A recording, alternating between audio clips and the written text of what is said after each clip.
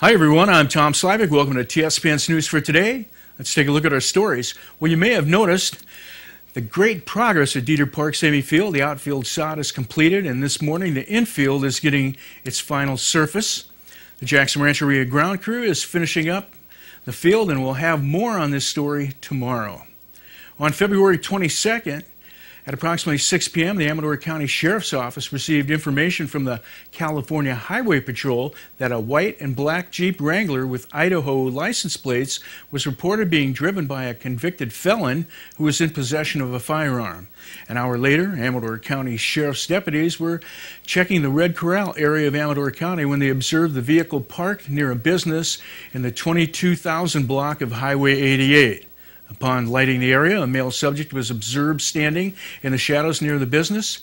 The subject fled on foot toward the rear of the business and then returned as the deputy pulled up to the business. And the subject was detained and determined to be Gregory Unganetti, Jr., 24, a Pioneer, and a search of Unganetti, a convicted felon, found him in possession of pepper spray.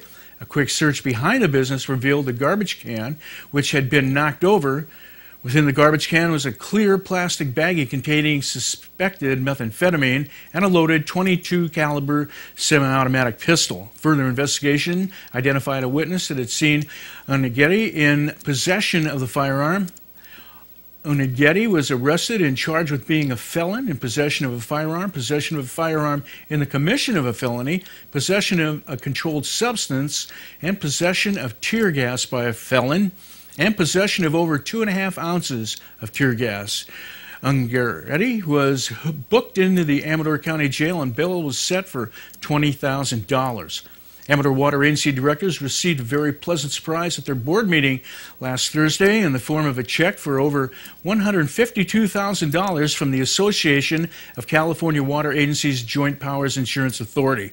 The unexpected check was refund due to several years of the water agency's excellent safety record and infrequent insurance losses. And everyone at the water agency is committed to a long safety culture, said AWA General Manager Gene Mancebo. It's great to be rewarded with this refund and the lower insurance rates in the future. Pictured within the big check are, left to right, Amador directors Robert Manacero, Paul Molinelli, Art Troy, Gary Thomas, and Rich Farrington. The City of Sutter Creek has scheduled a sewer committee meeting Monday, March 4th, 1 p.m. at the Sutter Creek Community Center, 33 Church Street, Sutter Creek. On the agenda for possible action is a discussion on the wastewater treatment plant aerators relative to a request by the City of Ione to use 2 of the city's areas, specifically the 10 horsepower and the 20 horsepower unit, which would leave Sutter Creek with the 15 horsepower aerator to continue to aerate the storage pond. There are 2 basic ways to accommodate the City of Ione's request: loan the equipment to the city or sell the equipment to the City of Ione. Ione needs the equipment in its wastewater treatment plant compliance project. The next item will be an update on the wastewater plant and collection system operations from Aquility. Make that Aquility Water Management. The final item on the agenda will be the City of Ione's update with discussion. And the Assembly Committee on Appropriations voted February 25th along party lines to support AB 2X PAN, which locks into state law the Federal Affordable Care Act requirements. The vote was 12-5. Committee member Assemblyman Frank Bigelow, Republican 5th Assembly District, issued the following statement after opposing the bill: neither the federal legislation or AB 2X will address the economics associated with health care coverage in the state of California, Bigelow said. Until we're certain that the Affordable Care Act will not negatively affect the people we serve, the legislation is premature. The legislation before the committee to implement the Affordable Care Act does nothing to decrease the costs of increased health care access for the people of my district. Bigelow said, in fact, this bill would increase costs of insurance premiums, causing my constituents and all Californians to pay more for health care.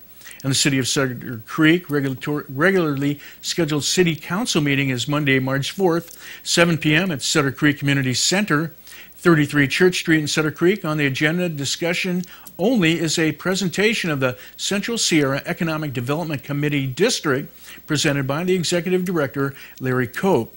On the agenda for discussion with possible council's approval of the appointments of additional members of the Commons Committee, and on the agenda for discussion with possible council's approval of the Downtown Master Plan scope of work and direction to staff to prepare and release a formal request for proposals. Those are FRPs. And next on the agenda for discussion with possible action, a report on finance, the Treasury's report on January 2013, and the Finance Director's report of Planning Commissioner's stipends, followed by and for discussion only will be written communications, the city managers, the mayor, and the city council members' reports. And the Amador County Sheriff's Office is seeking public comments on the proposal for the 2013-2014 State of California Off-Highway Vehicle Grant Program. According to state requirements, public comments can be submitted from March 5th through April 1st, 2013. This year, a two-step application process will be required to allow public comment and feedback before the final submittal. And the preliminary application is due March 4th, 2013. This will open a 30-day public review and comment period, and will follow with final applications due on Monday, May 6, 2013. The state is using an internet-based online grant application process as a means to apply for state funding. The Amador Sheriff's Office grant is for law enforcement activities. The preliminary application will be available online by visiting the California State OHV Grants and Cooperative Agreements Program at www.ohv.parks.ca.gov. Hard copies may be requested by contacting Sergeant Andrew Mendoza at 209-223-6785. If awarded, the grant will allow the Amador County Sheriff's Office to maintain a successful partnership with the United States Forest Service and continue to provide the public with outstanding OHV recreation opportunities. Current state regulations require annual public participation in this fund allocation process, and the agreements support OHV management activities on the national forest, including operations and maintenance, restoration, law enforcement, education, and safety. On March 13th, ACUSD ACOE board meetings have been canceled, with March 6, 2013 as the alternative date for the board meetings.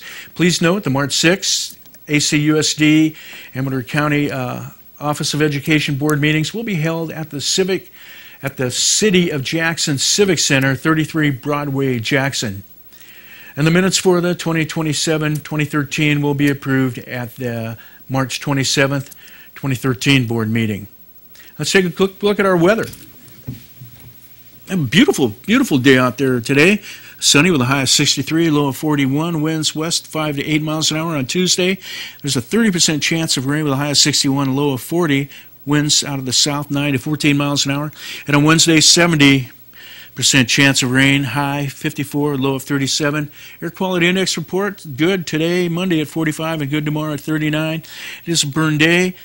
Or make sure it's a burn day before you burn your trash by calling 223-6246. And so when I return, Superintendent Dick Glock, and we'll be discussing the last meeting of the ACUSD and talk about the direction the school board will be taking with a possible grade realignment program. Stay with us right here on TSPN. We'll be right back after the break.